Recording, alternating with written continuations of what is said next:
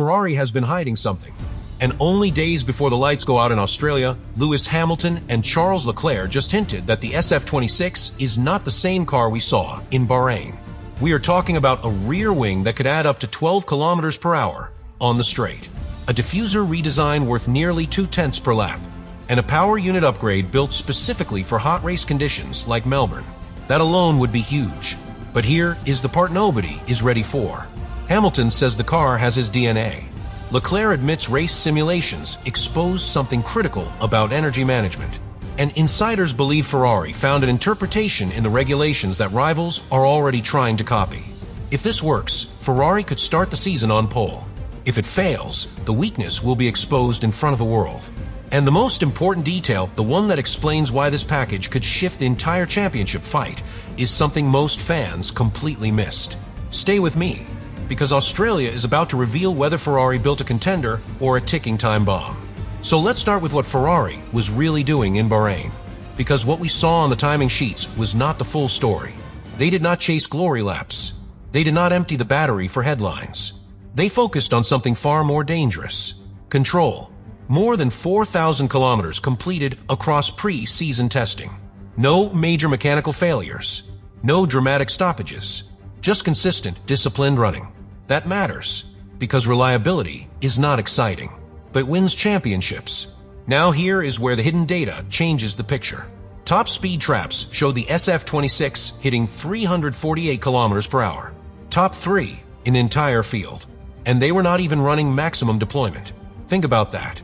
If that was conservative mode, what happens when they unlock everything in qualifying trim? But that is not the real issue. The real issue is efficiency. Ferrari's hybrid regeneration numbers were reportedly the strongest in the paddock, which means more energy recovered under braking, which means less clipping at the end of long straights, which means sustained attack and sustained defense. Hamilton hinted at this without saying it directly. He talked about adaptability, about being able to push without being perfect. That is code. It means the car does not punish small mistakes as brutally as before. For years, Ferrari built machines that were fast but fragile in their performance window. Now they are building something broader, something more stable. But here is where tension starts building. Hamilton also admitted that in hotter conditions, the window narrows. Rear tire degradation becomes sensitive, and Australia can be brutal on rear traction. So Ferrari arrives fast, efficient, stable, but potentially vulnerable if temperatures spike. Do you see the pattern? Every strength has a shadow. And that shadow is what could define Sunday.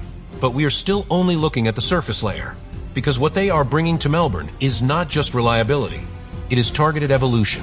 And in the next block, we need to break down the one upgrade that rivals are already studying frame by frame: the rear architecture, because that is where the story stops being interesting and starts becoming dangerous.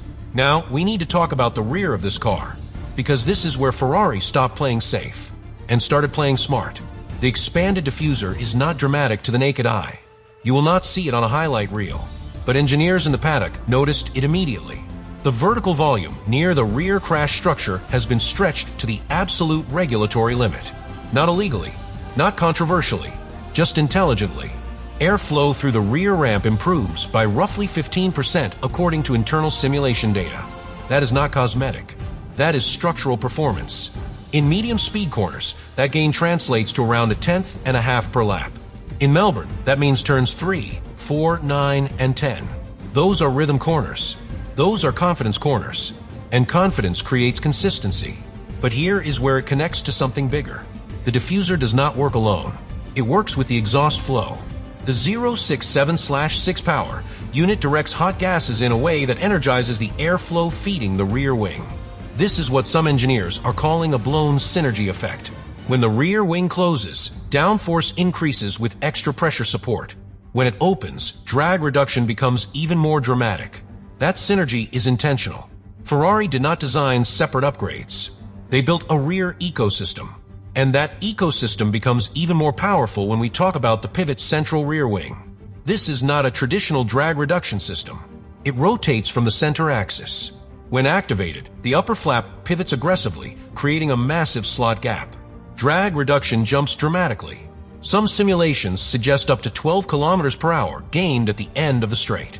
That is overtaking power. That is defensive power. But here is the subtle brilliance. The transition back to full downforce is progressive, not abrupt.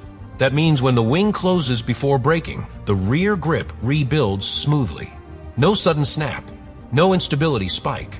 Hamilton reportedly braked several meters later in simulation because of that stability.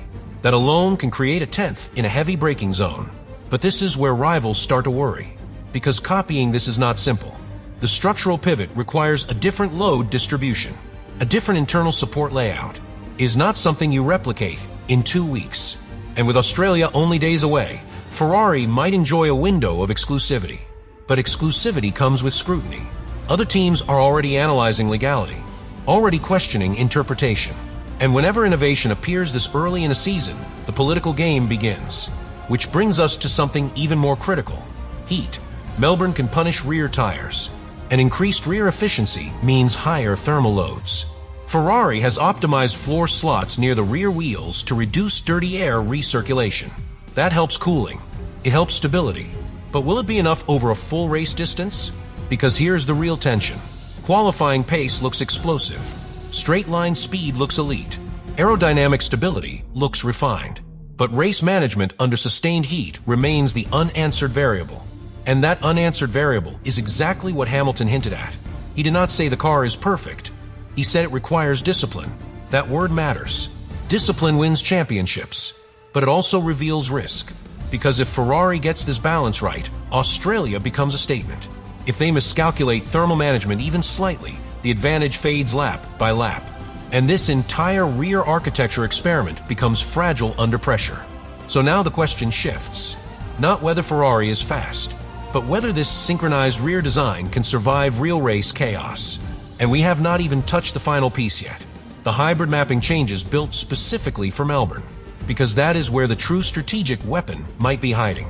Now we arrive at the part Ferrari barely wanted to talk about, the hybrid mapping, because this is where races are quietly won and quietly lost. During testing, Ferrari focused heavily on energy recovery cycles, not flashy runs, not headline simulations. They were refining charge and discharge patterns lap after lap. Why? Because Melbourne is deceptive. It looks simple on paper, but it has long acceleration zones followed by heavy braking points. That combination punishes poor energy management.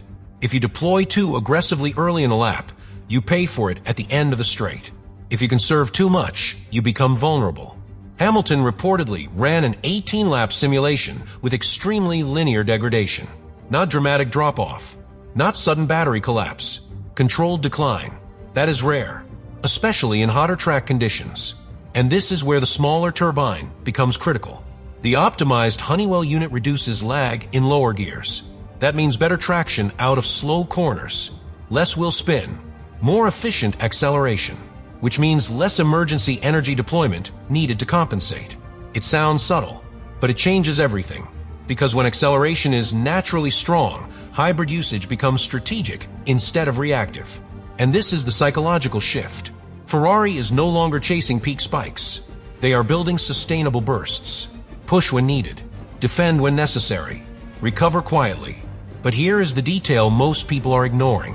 Energy mapping interacts directly with that pivot rear wing. Lower drag on straights means less throttle demand to reach top speed.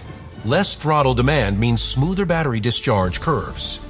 Smoother discharge means more consistent state of charge by lap 10, by lap 15, by lap 20. That is race distance thinking. That is championship thinking.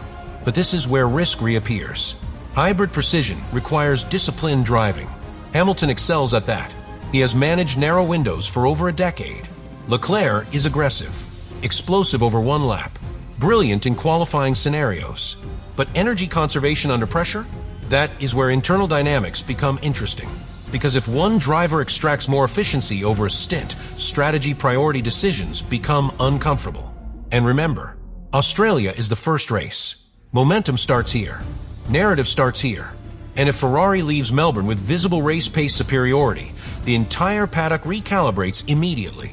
If they struggle with thermal degradation or battery clipping, rivals gain confidence. This is why their recent comments felt measured, calculated.